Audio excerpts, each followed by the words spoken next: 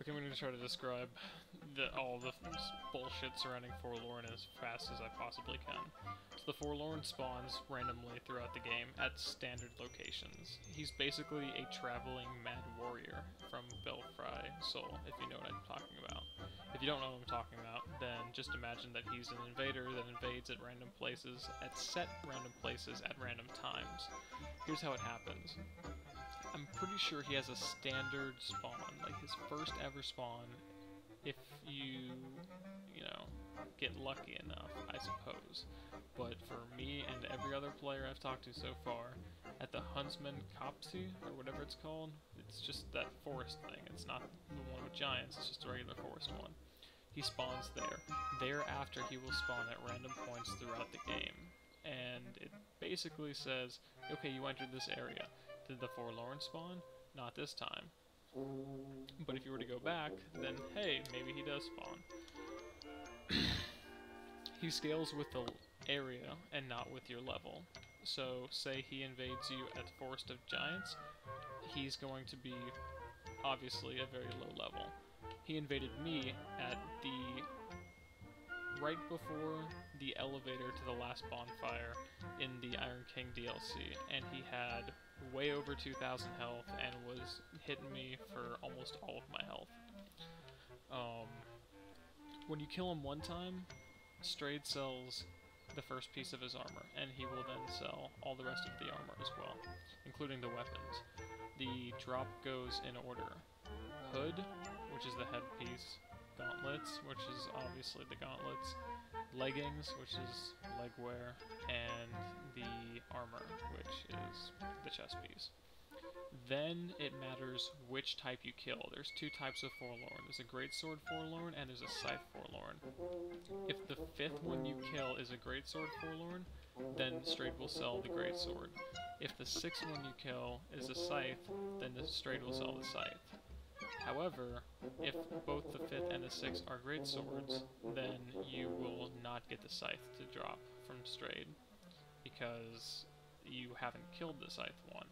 I don't know why it decides to get particular at the last moment here, probably just to make you farm more and to make players angrier, but that's just what they decide to do. The weapon itself is okay, I would say. As you can see here, these are the stats I get with Rob +1 and Flynn's Ring.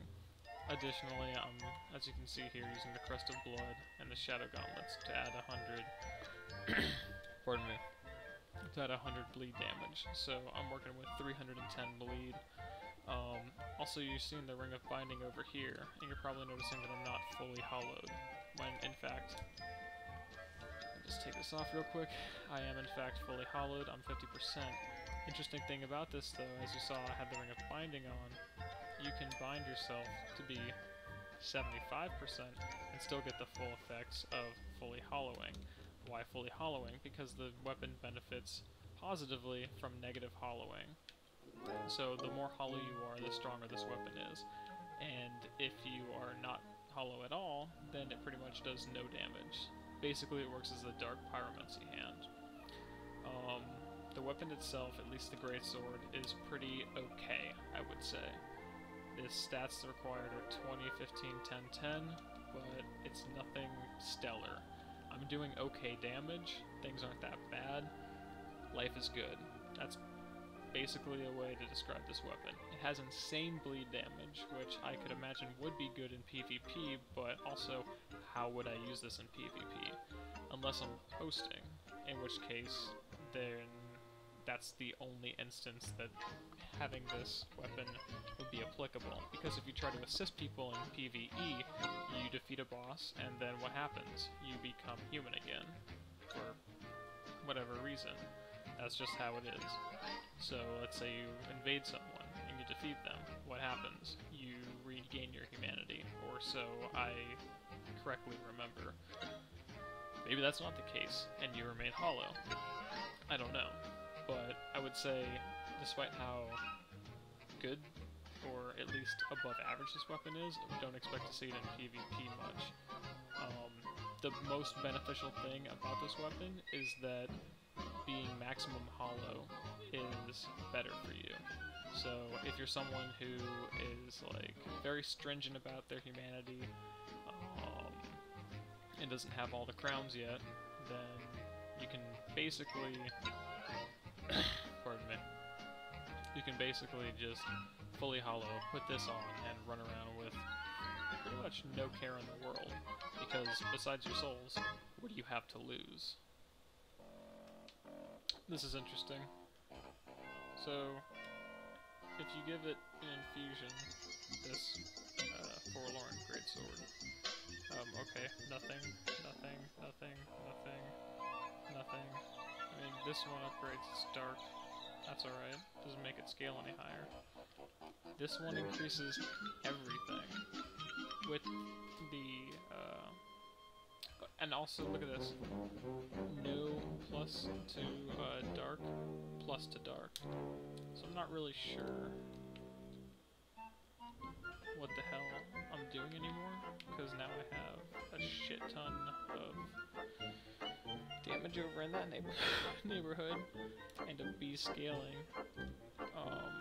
This weapon's fucking weird, and I recommend no one use it, because it's just fucking, why the fuck would you fucking... Also, I just looked it up, and apparently if you can be fully hollow, and then you can go into the Brotherhood of Blood duel arenas, or also the, whatever the Brotherhood of Blue people are, sparring contests, and it will give you fully unhollowed, but it'll still treat you as if you are 50% hollowed, or however hollowed you are prior to going in. So you can use it in duels. Yippee!